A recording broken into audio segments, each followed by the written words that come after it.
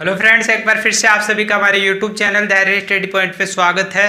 कल हमने इस टॉपिक को शुरू किया था और इसमें अपन ने क्या क्या जाना था कि प्राचीन भारतीय इतिहास को जानने के दो स्रोत होते हैं, पुरातात्विक स्रोत, साहित्यिक स्रोत। हमने पुरातात्विक स्रोतों के बारे में खुलकर डिस्कस कर लिया था। ठीक है, आज अपन साहित्यिक स्रोतों के बारे में डिस्कस करने वाले हैं। तो आपका सिर्फ यही कार्य है कि आप वीडियो के अंत तक बने रहें। आशा करता हूं कि चैनल को आपने सब्सक्राइब कर लिया होगा, बेल आइकन को दबा लिया होगा। स्टार्ट करते हैं। साहित्यिक स्रोत, इन सबसे पहले तो ये जानो कि साहित्यिक स्रोतों में अपन क्या पढ़ते हैं, अपन को किस प्रकार की जानकारी प्राप्त होती है। तो मैंने यहाँ पर शॉर्ट में लिखा हुआ है कि धार्मिक, राजनीतिक, सामाजिक, सांस्कृतिक स्थिति के बारे में अपन को जानकारी प्राप्त होती है। लेकिन अपन को रटना नहीं है इन चीज़ों को। अपन को कैसे लिखना है कि साहित्यिक स्रोत भी प्राचीन भारतीय इतिहास की जानकारी में महत्वपूर्ण भूमिका निभाते हैं, अहम भूमिका निभाते हैं। इस प्रकार आपको जोड़ते हुए लिखना है। अब यहाँ पर दे रखा है कि धार्मिक क्षेत्र में हमें साहित्यिक स्रोत किस प्रकार की जानकारी देते हैं। जैसे धर्म के बारे में बताएंगे अपन को कि कोई भी राजा हुआ है, जैसे चंद्रगुप्त मौर्य हुआ है, और उसके समय का कोई ग्रंथ है जो साहित्यिक स्रोतों में आएगा, और उस टाइम कौन सा धर्म प्रचलित रहा, वैदिक धर्म ज़्यादा प्रचलित था या उस समय जैन धर्म ज़्यादा प्रचलित था या फिर बौद्ध धर्म प्रचलित था। इस प्रकार अपन को चीज़ों को समझना है। ठीक है, तो धार्मिक क्षेत्र में धर्म आएगा, धर्म का क्षेत्र यानी धर्म, कौन कौन से धर्म वहाँ पर विकसित थे। जैसे यहाँ पर इसी का प्रकार आप देखोगे कि धर्म ग्रंथ, जिसमें पूरा धर्म आपको पढ़ना होगा, लेकिन शॉर्ट में पढ़ेंगे। ठीक है, इसके बाद में मैंने लिखा कि राजनीतिक क्षेत्र में, यानी जिस राजा के समय का कोई ग्रंथ है वो साहित्यिक स्रोतों में आएगा। ये बात तो क्लियर। उस समय राजा की स्थिति कैसी थी, क्या राजा निरंकुश था, क्या राजा तानाशाही था, क्या वहाँ पर वंशानुगत शासन था। वंशानुगत का मतलब जैसे राजा का बेटा राजा ही बनेगा, यानी वंशानुगत शासन का मतलब राजा का बेटा राजा ही बन सकता था, अन्य कोई नहीं बन सकता था। तो कैसी व्यवस्था रही है राजनीतिक क्षेत्र में, क्या राजा भोग विलास में डूबे हुए थे, क्या राजाओं ने क्या राजा अपनी जनता के लिए क्या क्या करते थे, वो राजनीतिक क्षेत्र में आ जाएगा। जिस टाइम का वो ग्रंथ है उस टाइम के राजनीतिक दशा का वर्णन ये दे देगा। ठीक है, सामाजिक क्षेत्र में साहित्यिक स्रोतों में काफ़ी सारी जानकारी मिलती है। सामाजिक क्षेत्र का मतलब इसमें समाज से तो सामाजिक क्षेत्र बना है, और वर्तमान जो समाज है, यदि इस टाइम कोई ग्रंथ लिखा जाए तो वर्तमान समाज की जानकारी देगा कि यहाँ पर सभी को समानता का अधिकार संविधान द्वारा दिलाया गया है। लेकिन ये उस टाइम की बात हो रही है जिस टाइम जो ग्रंथ लिखा गया है प्राचीन काल की, और उस टाइम 4 वर्ण प्रचलित रहे। आप लिख सकते हो ब्राह्मण, क्षत्रिय, वैश्य और शूद्र। शूद्रों की स्थिति खराब थी, ब्राह्मण पढ़ने लिखने का कार्य दिया गया था, और क्षत्रियों को समाज की रक्षा करने का कार्य दिया गया था। वैश्य व्यापार कर सकते थे, कृषि कर सकते, लेकिन शूद्रों को तीनों वर्णों की सेवा करने का अधिकार दिया गया था। इसमें आप ये भी लिख सकते हो कि स्त्रियों की स्थिति उस टाइम कैसी थी। तो 100% आप ऐसे लिख सकते हो कि स्त्रियों की दशा खराब थी, क्योंकि स्त्रियों की दशा प्रारंभ से ही खराब थी। ऋग्वैदिक काल में स्त्रियों की स्थिति बढ़िया थी, लेकिन बाद में स्थिति बिगड़ गई, और 1950 में जब संविधान लागू हुआ तो उसमें महिलाओं को काफ़ी सारे अधिकार दिए गए, और उसके बाद से लेकर अब तक, यानी 1950 से लेकर अब तक महिलाओं की स्थिति काफ़ी सुधर चुकी है।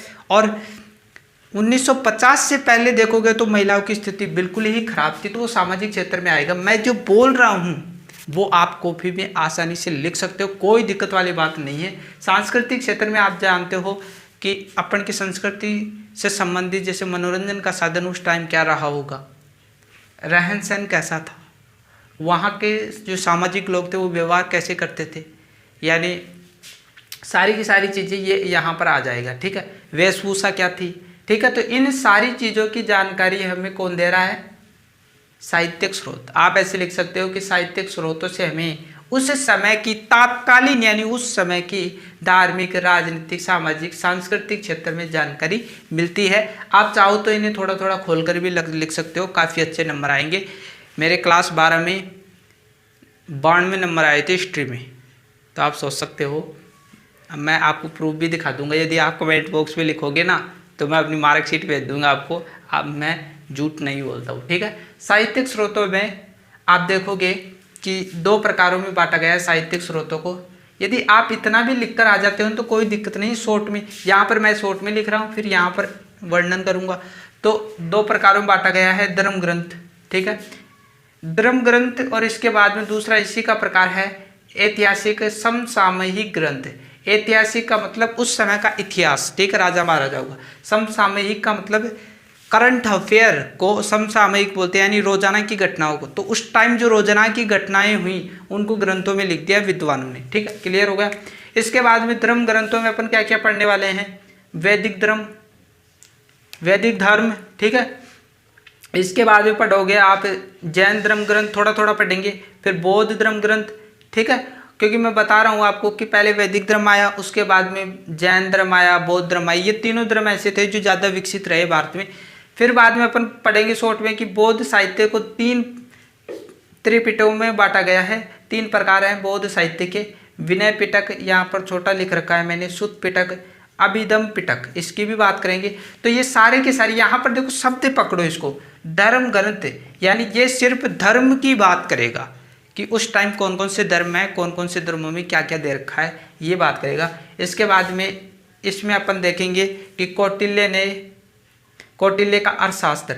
अब कौटिल्य का अर्थशास्त्र उस समय की घटनाओं का वर्णन देता है, समसामयिक घटनाएं, चंद्रगुप्त मौर्य के दरबार में क्या क्या घटित हुआ, गणानंद को चंद्रगुप्त मौर्य और चाणक्य की सहायता से परास्त किया गया, और गणानंद के बारे में भी काफ़ी सारी जानकारी देता है, ठीक है। इसके बाद में इसमें आप देखोगे कि कल्लण की राजतरंगिणी, इसमें आप देखोगे कि उस समय की कश्मीर का इतिहास इसमें वर्णित किया गया है। ये एक व्यवस्थित ग्रंथ माना जाता है इतिहास में, ठीक है। इसके बाद में इसमें देखेंगे हर्ष चरित्र। हर्ष चरित्र किसने लिखा, बाणभट्ट ने।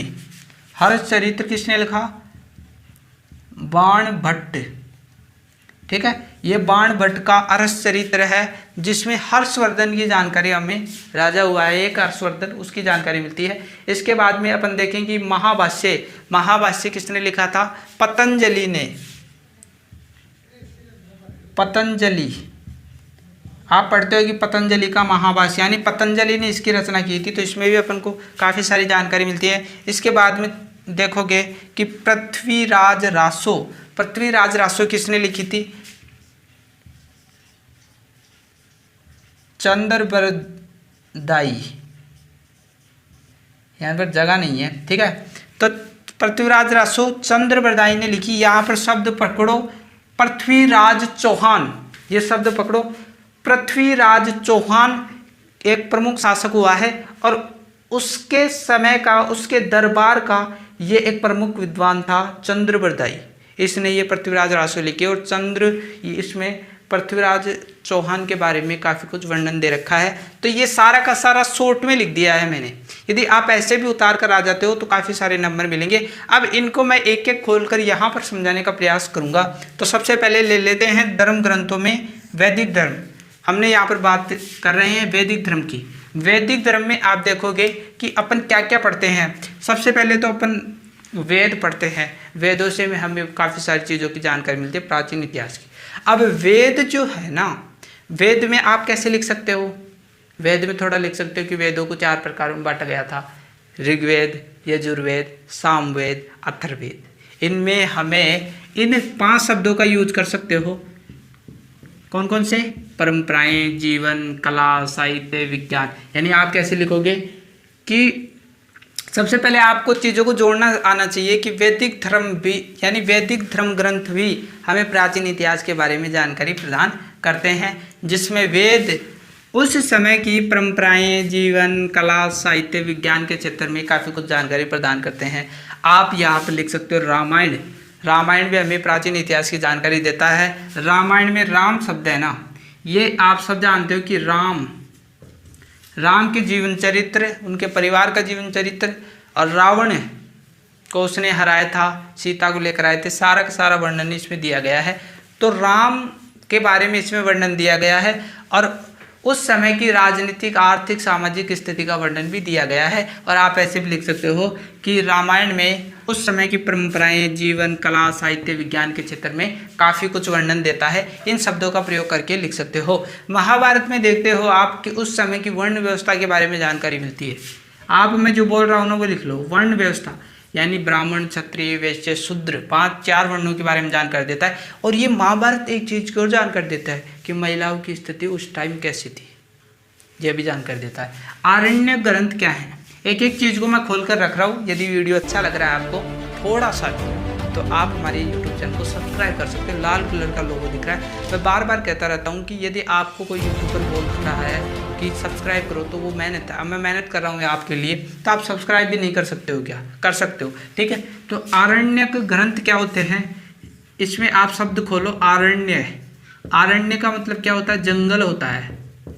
संस्कृत पढ़ा होगा तो आपने, यानी जंगल में प्राचीन काल में हमारे ऋषि जो मुनि हुए हैं, ऋषि मुनि, वो कठोर तपस्या करते थे और उनके द्वारा कुछ वहाँ पर ग्रंथ लिखे गए जंगलों में, तो उन्हें आरण्य ग्रंथ कह देते हैं। उस टाइम की बहुत सारी जानकारी हमें मिलती है। वेदांग, इसके संधि विच्छेद करोगे वेद प्लस अंग, यानी वेदों का अंग किसे माना गया है? वेदांग को। 6 प्रकार के होते हैं वेदांग। आप लिख सकते हो कि वेदांग 6 प्रकार के होते हैं। इनसे हमें वेदों के बारे में काफ़ी कुछ जानकारी मिलती है। फिर इसके बाद में उपनिषद आ जाएगा, उपनिषद से हमें भी काफ़ी कुछ जानकारी मिलती है, ठीक है। अब इसके अंदर आप देखोगे कि उपनिषद वेदों में सबसे प्रामाणिक माना गया उपनिषद, यानी ये कर्मकांड को नहीं मानता, यज्ञ पूजा उसको कुछ भी नहीं मानता ये, ठीक है। इसके बाद में आप देखोगे कि वैदिक धर्म ग्रंथों की हमने बात कर ली। इसके बाद में आप देखोगे कि यहाँ पर दे रखा है, ये क्लियर हो गया। ये जैन धर्म ग्रंथ, जैन धर्म ग्रंथ आखिरकार में होते क्या हैं, यानी जैन धर्म प्रचलित रहा। मैंने बार बार कहा है कि भारत में सबसे ज़्यादा वैदिक धर्म, जैन धर्म, बौद्ध धर्म प्रचलित रहा। बौद्ध धर्म और जैन धर्म जब प्रचलित रहा तो उसको दबाने का कार्य वैदिक धर्म ने किया था, क्योंकि बौद्ध धर्म काफ़ी सारी ऊंचाइयाँ छू चुका था, ठीक है। तो उसको दबाने का प्रयास किया गया था वैदिक धर्म द्वारा, ठीक है। इसके बाद में इसमें देखो कि आप कैसे लिखोगे कि जैन धर्म ग्रंथों से भी हमें प्राचीन भारतीय इतिहास की जानकारी मिलती है। ऐसे जोड़ जोड़ के चीज़ों को लिख सकते हो, ठीक है। इसके बाद में आप देखोगे कि जैन धर्म ग्रंथों में सबसे महत्वपूर्ण ग्रंथ किसने लिखा? आचार्य हेमचंद्र सूरी ने लिखा। इसका ग्रंथ का नाम क्या है? इसके ग्रंथ का नाम है परिशिष्ट पर्व, ये ग्रंथ है। और इसमें किसकी जानकारी मिलती है हमें?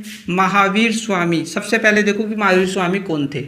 ये जैन धर्म के 24वें तीर्थंकर थे, ठीक है। इन्होंने लास्ट जो तीर्थंकर रहे महावीर स्वामी रहे और इन्होंने जैन धर्म को काफ़ी ऊंचाइयों तक भी पहुंचाया, ठीक है। तो अब आप सोच सकते हो कि ये जो इसका जो धर्म ग्रंथ लिखा गया है इसके द्वारा, आचार्य हेमचंद्र सूरी के द्वारा, तो आप कल्पना कर सकते हो वो किसकी जानकारी देगा? महावीर स्वामी की जानकारी देगा, ठीक है। तो इसमें क्या है, महावीर स्वामी के समय राजाओं और जैन सम्राटों की जानकारी मिलती है। यानी महावीर स्वामी के समय जितने भी राजा हुए हैं, जितने भी जैन सम्राट हुए हैं, यानी जैन का मतलब जैन धर्म को मानने वाले सम्राट, जिसमें आप देखोगे चंद्रगुप्त मौर्य जैन धर्म को मानता था, ठीक है। और उसके बाद में वो भद्रबाहु की दीक्षा लेकर अपने जीवन के अंतिम काल में अपने पुत्र को राज्य सौंपकर श्रवणबेलगोला की जो जंगल है वहाँ पर चला जाएगा और वहाँ पर तपस्या के द्वारा चंद्रगुप्त मौर्य की मृत्यु हो जाएगी। तो वो जैन धर्म को मानता था, इसलिए वो जैन सम्राट कहला सकता है, ठीक है। इसके बाद में आप देखोगे कि इस जैन धर्म ग्रंथ में आप देखोगे कि भद्रबाहु, वो बात आ गई मैंने अभी डिस्कस किया है कि भद्रबाहु है ना जो जैन धर्म ग्रंथ को, यानी जैन धर्म को बहुत मानता था। इसने क्या लिखा? उसी के नाम पर भद्रबाहु चरित्र, ठीक है, ग्रंथ लिखा। उसमें किस किस की जानकारी देता है? स्वयं की जानकारी देता है कि मैं वो जो जैन धर्म ग्रंथ को मानता था, जैन धर्मों को मानता था, खुद के बारे में जानकारी भी देता है और चंद्रगुप्त मौर्य की भी जानकारी देता है। चंद्रगुप्त मौर्य की जानकारी क्यों देता है? अभी मैंने बताया कि जीवन काल के अंतिम समय में चंद्रगुप्त मौर्य ने भद्रबाहु से दीक्षा लेकर जैन धर्म की और वो श्रवण बेलगोला के जंगलों में चला गया, वहाँ पर तपस्या की, सब कुछ त्याग दिया, अंजल सब कुछ त्याग दिया और उसके बाद में उनकी मृत्यु हो गई, मोक्ष प्राप्त कर ली। तो ये जैन धर्म को मानता था, इसलिए इसका वर्णन यहाँ पर आ रहा है। तो क्लियर हो गई बात। इसके बाद में अपन ये पढ़ेंगे बौद्ध साहित्य। यहाँ पर ध्यान से देखना, बौद्ध साहित्य, बौद्ध धर्म ग्रंथों को त्रिपिटक कहा जाता है। ठीक है, बौद्ध धर्म ग्रंथों को क्या कहा जाता है? त्रिपिटक। अब इस ये जो शब्द है ना, इसको खोलो, त्रिपिटक। ठीक है, तो त्रि प्लस पिटक, ये त्रि का मतलब संस्कृत में क्या होता है? तीन। पिटक का मतलब पिटक, यानी बौद्ध धर्म ग्रंथों को 3 पिटकों में विभाजित किया गया है। यहाँ पर सामने दे रखा है विनय पिटक, सुत्त पिटक, अभिधम पिटक। ठीक है, तो इनमें क्या क्या जानकारी मिलती है? विनय पिटक है वो बौद्ध भिक्षुओं के नियम जो बनाए गए थे महात्मा बुद्ध द्वारा, क्योंकि महात्मा बुद्ध कौन थे? बौद्ध धर्म को चलाने वाले थे, यानी बौद्ध धर्म के संस्थापक किसे माना जाता है? महात्मा बुद्ध को। और नियम कौन बनाएगा? महात्मा बुद्ध ही तो बनाएंगे। तो महात्मा बुद्ध ने जो नियम बनाए बौद्ध भिक्षुओं के लिए, बौद्ध भिक्षु कौन होते थे? जो बौद्ध धर्म को मानते थे, उनकी विचारधारा पर चलते थे, उनको बौद्ध भिक्षु कहा गया है। और उनके लिए महात्मा बुद्ध ने नियम बनाए हैं और उन नियमों की जानकारी हमें विनय पिटक से मिलती है। इसके बाद में आप देखोगे कि सुत्त पिटक, इसमें बुद्ध के उपदेश दिए गए हैं। बुद्ध का मतलब महात्मा बुद्ध के उपदेश दिए गए हैं कि वो कहता है। अब यहाँ पर देखो, नियम और उपदेश बिल्कुल अलग अलग है, ये ध्यान में रखना।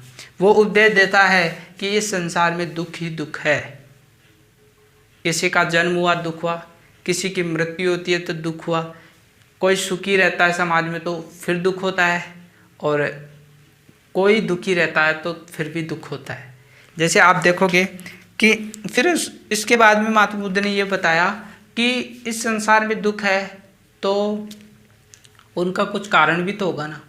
इन कारणों को ढूंढने के लिए महात्मा बुद्ध अपने घर को छोड़कर आ गए थे, अपनी पत्नी को छोड़कर आ गए थे। 29 वर्ष की आयु में, इनके एक पुत्र भी था राहुल, उसको छोड़कर आ गए थे। और ये इनके कारणों को जानने के लिए जंगलों में भटकते भटकते रहे और इन्होंने फिर ज्ञान प्राप्त किया और फिर इन्होंने इस बौद्ध धर्म का प्रचार पूरे विश्व में कर दिया। उन्होंने बताया कि सभी दुखों का कारण तृष्णा है। फिर इनको ज्ञान प्राप्त हो गया था तो इनको क्या पता लगा कि कारण क्या है दुख का? तृष्णा या अज्ञान। मानव अज्ञान के कारण ही दुखी होता है। तो उपदेश काफ़ी सारे दिए गए हैं। इसके बाद में आप देखोगे अभिधम पिटक, इसमें किसकी जानकारी मिलती है? अशोक। इसकी रचना किसने की? सबसे पहले तो अभिधम पिटक की रचना अशोक का गुरु था, और उस गुरु का नाम क्या था?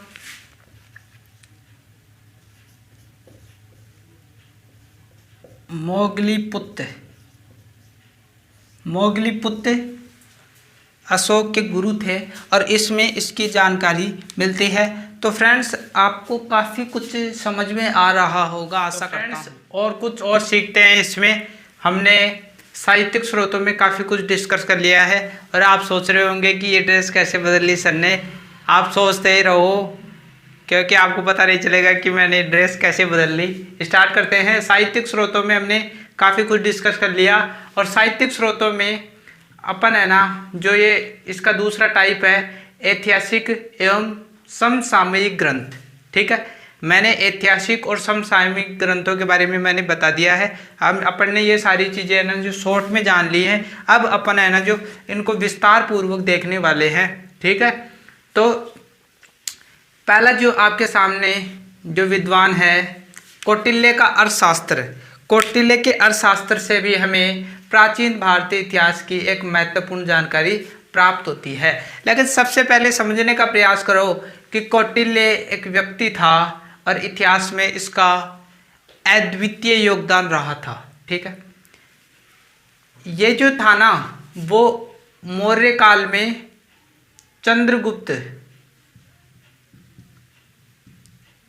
चंद्रगुप्त मौर्य का गुरु रहा। यानी चंद्रगुप्त मौर्य का गुरु कौन था? कौटिल्य।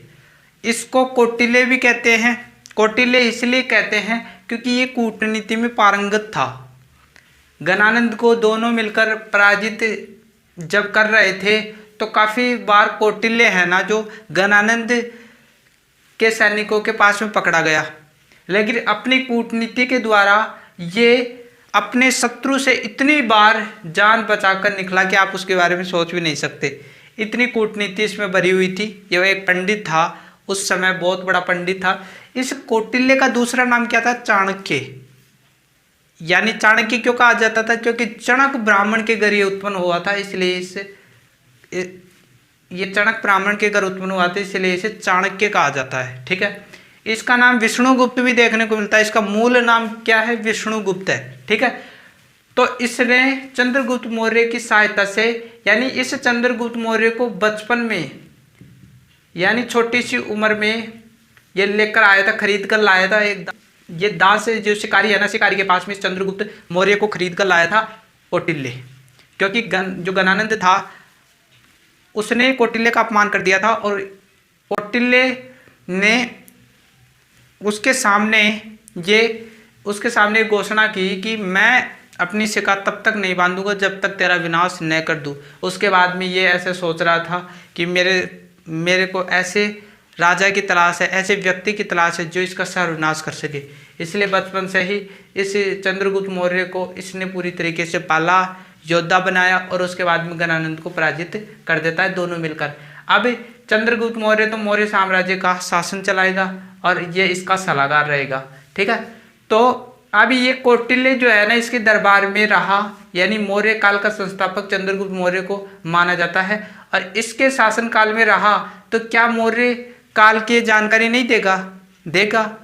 ये अपनी और जानकारी किससे दे रहा है? ये अर्थशास्त्र से, यानी इसने अर्थशास्त्र लिखी। और तो फ्रेंड्स, कौटिल्य अपनी अर्थशास्त्र में मौर्य काल के बारे में जानकारी प्रदान करता है। चंद्रगुप्त मौर्य के शासनकाल की ज़्यादा वर्णन करता है ये। ठीक है। इसके बाद में फ्रेंड्स, मौर्य काल में क्या क्या वर्णन करता है? पहला है शासन पद्धति, यानी वो शासन पद्धति के बारे में डिस्कस करता है कि मौर्य काल में आखिरकार में शासन किस प्रकार चलाया जाता था, केंद्रीय शासन कैसा रहा, प्रांतीय शासन कैसा रहा।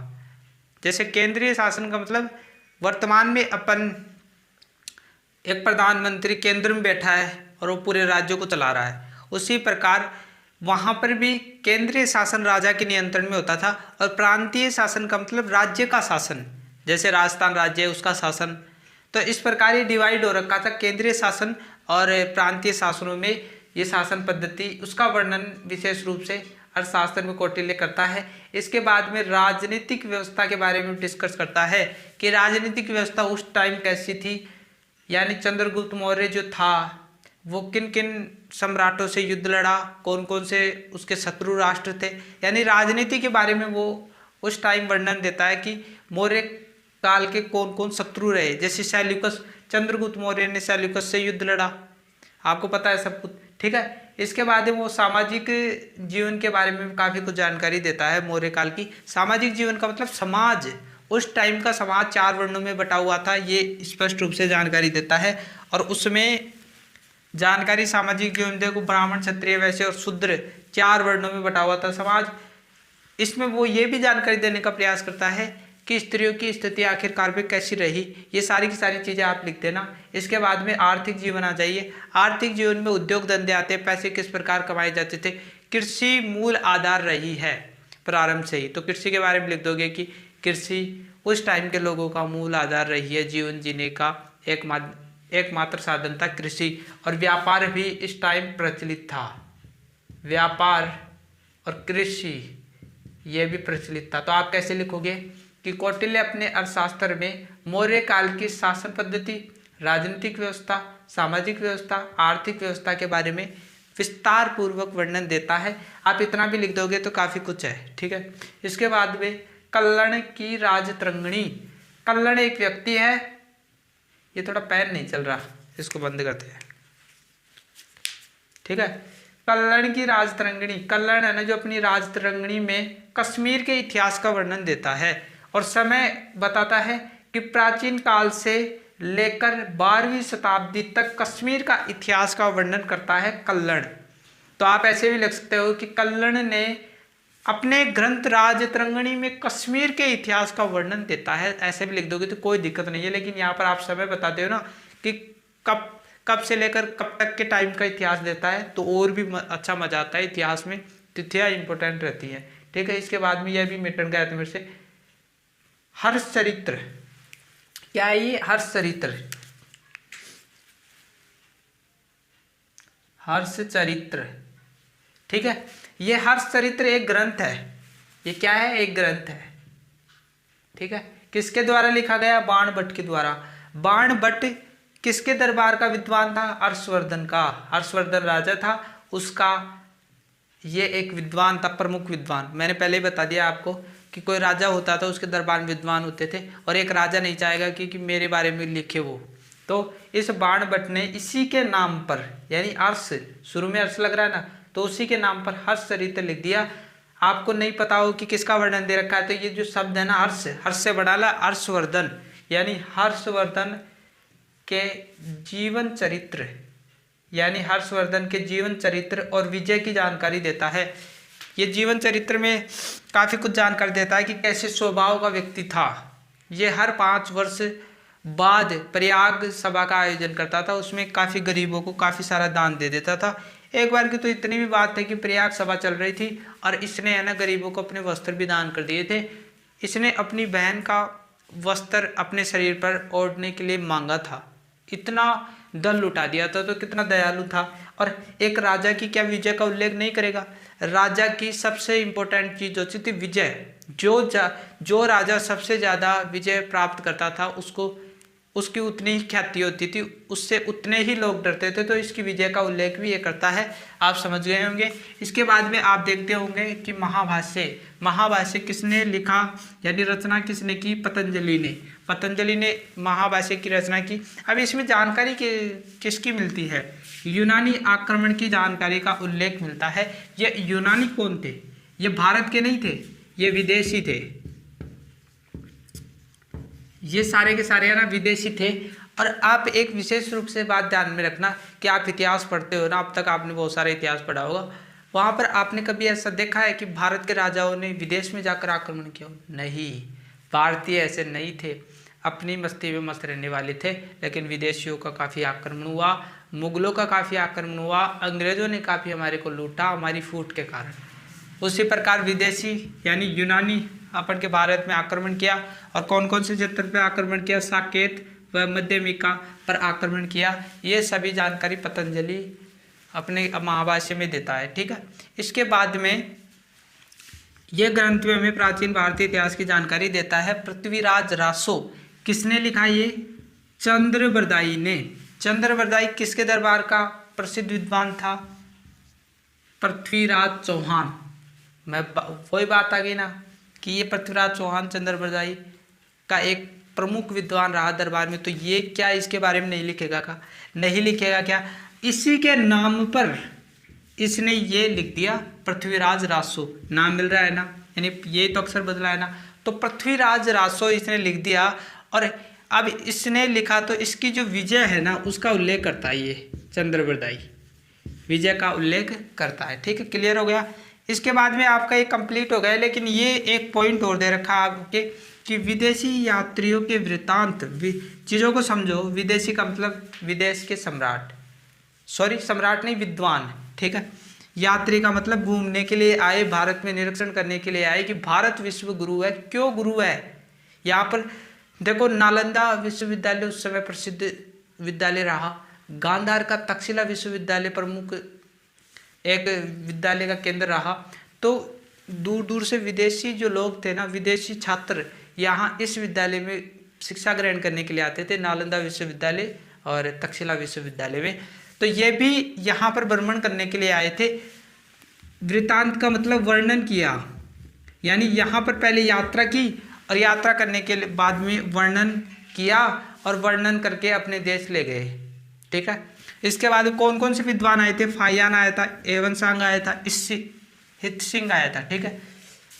फायान किसके शासनकाल में आया था? चंद्रगुप्त द्वितीय के शासनकाल में आया था। अब ये इसके शासनकाल में आया तो इसके बारे में काफ़ी कुछ जानकारी प्रदान करता है। सामाजिक क्षेत्र में, आर्थिक क्षेत्र में, राजनीतिक क्षेत्र में काफ़ी कुछ जानकारी देता है। ह्वेनसांग, इसको ऐसे भी लिख सकते हो आप, ह्वेनसांग। मैंने इस शब्द को वहाँ पर खोलकर लिख दिया इसलिए लग रहा है आपको। इस सिंह, आप एक विशेष रूप से बात ध्यान में रखना कि ये सारे के सारे है ना चीनी यात्री थे, चीनी यात्री, ठीक है। यात्री का मतलब यहाँ पर देखो, ठीक है। अब ये तो बता दिया कि चंद्रगुप्त द्वितीय के शासनकाल में आया था, लेकिन ह्वेनसांग किसके शासनकाल में आ रहा है? हर्षवर्धन के शासनकाल में आ रहा है। और ये सारे के सारे विद्वान हो गए आपके, आपका टॉपिक क्लियर हो गया। वेरी इंपॉर्टेंट टॉपिक है, आप एक बारी वीडियो को फिर से देख लेना, आपको बिल्कुल समझ में आ जाएगा। मैंने पॉइंट बना कर आपको समझाए। आप इतना भी लिख दोगे तो 300 वर्ड्स आप नहीं लिख सकते, इसमें तो बड़े वर्ड्स भी लिख सकते हो आप।